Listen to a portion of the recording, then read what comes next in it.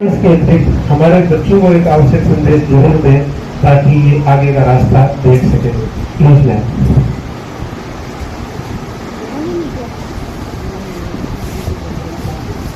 नमस्कार सभी को।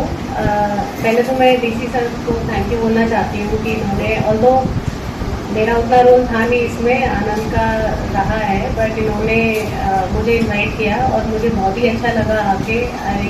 मुझे हमेशा पसंद है कि मैं बच्चों से बात करूं और स्पेशली जो प्रिपरेशन हमारा रहा है उस स्टेज में से हम भी गुजरे हैं, तो मुझे पसंद आता है कि वो चीज़ें मैं याद करती हूँ। मुझे लगा था कि थोड़ा इनफॉर्मल वन-ऑन-वन इंटरेक्शन होगा बच्चों के साथ, तो I am ready to offer that also बच्चों को कि अगर उनको कुछ किसी भी एग्ज़ाम के बारे में, मुझे 3-4 एग्ज़ाम्स की मैंने तैयारी की थी, तो उसके संबंध में अगर किसी को भी मेरे से कुछ बात करनी है या हम एक अलग से दिन रख के, सपोज सैटरडे या संडे जो थोड़ा लाइट हो, उसमें अगर बच्चे किसी भी मैटर में मुझसे कुछ पूछना चाहें तो I am ready to come and I am ready to give them direction regarding that. Also मैं ये भी बताना चाहूँगी कि हमने अपने पुलिस लाइन में भी एक लाइब्रेरी स्थापित की है, और वो क्योंकि थोड़ी सी लिमिटेड है, इतनी बड़ी नहीं है, इस लेवल की नहीं है, ये पूरे ज़िले की है। तो कोई भी यहाँ पे अगर सपोज आपकी कैपेसिटी पूरी भर जाती है या इस टाइप से, तो मैं उस लाइब्रेरी की भी सर्विसेज ऑफर करूँगी कि उसमें भी लोग बच्चे आके पढ़ सकते हैं। वहाँ पे हमने जितना हमसे हो पाया, हमने भी वहाँ पे कॉम्पिटिटिव एग्ज़ाम्स की बुक्स और ये सब रखवाया है। एक वहाँ पे हमारा पुलिस का बच्चा है जो यूपीएससी की भी तैयारी कर रहा है, तो मैं यही चाहूँगी कि यहाँ पे भी मैक्सिमम लोग तैयारी करें। और जब हम तैयारी कर रहे थे, मैंने दिल्ली से की है, तो वहाँ पे काफ़ी मारामारी होती थी लाइब्रेरी की एक सीट के लिए। सुबह 6 बजे से बच्चे अपने बुक्स रख जाते थे, बेसिकली वो बस बैग रख के चले जाते थे वो सीट को घेरने के लिए। और मैंने ये भी सुना है कई बच्चों के मुंह से कि वो जो कोचिंग ओनर है उनको कह रहे हैं कि सर आप मेरे को बस एक सीट पक्की करके दे दो लाइब्रेरी में, मैं आपको यूपीएससी क्लियर करके दिखाऊंगा। तो मुझे वो सारी चीज़ें याद आ गई कि कितना इम्पोर्टेंट है इस टाइप से जो एनवायरनमेंट बनता है जिसमें 10 बच्चे और पढ़ रहे हैं। तो it's very encouraging to see this. और जो हमारे मेन इंचार्ज है इस लाइब्रेरी के, I offer in my services कि कभी भी आपको काउंसलिंग के लिए, बच्चों की काउंसलिंग के लिए मेरी कुछ भी ज़रूरत पड़े रिगार्डिंग एसएससी, क्योंकि एसएससी मैंने दे रखा है, एसएससी सीजीएल, यूपीएससी या फिर हमारे आईबी के एग्ज़ाम होते हैं एसपीआईओ के, तो ये तीनों एग्ज़ाम्स मैंने दे रखे हैं। इसके संबंध में आपको कुछ भी गाइडेंस चाहिए तो आप मेरे से पूछ सकते हैं।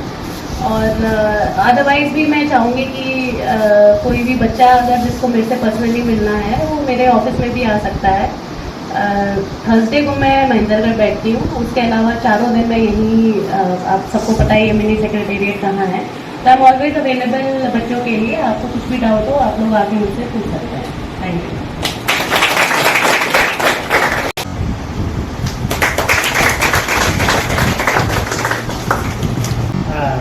पत्रकार बंधु और प्यारे दोस्तों, बड़ा अच्छा लगा आप लोगों के पास आकर, और यहाँ कुछ चीज़ें हमें रिकग्नाइज भी करनी चाहिए। बेसिकली लाइब्रेरी में मेरे ख्याल पिछले 3-4 महीनों में कई एडिशन हुए हैं। उसमें कहीं आपकी लाइट की व्यवस्था की दिक्कत थी, इसके अलावा जो टॉयलेट्स की थी वो कहीं वो भी सेंक्शन हुए सीएसआर में, न्यूजीलैंड में या दूसरी जो हमारे पास फंड्स हैं।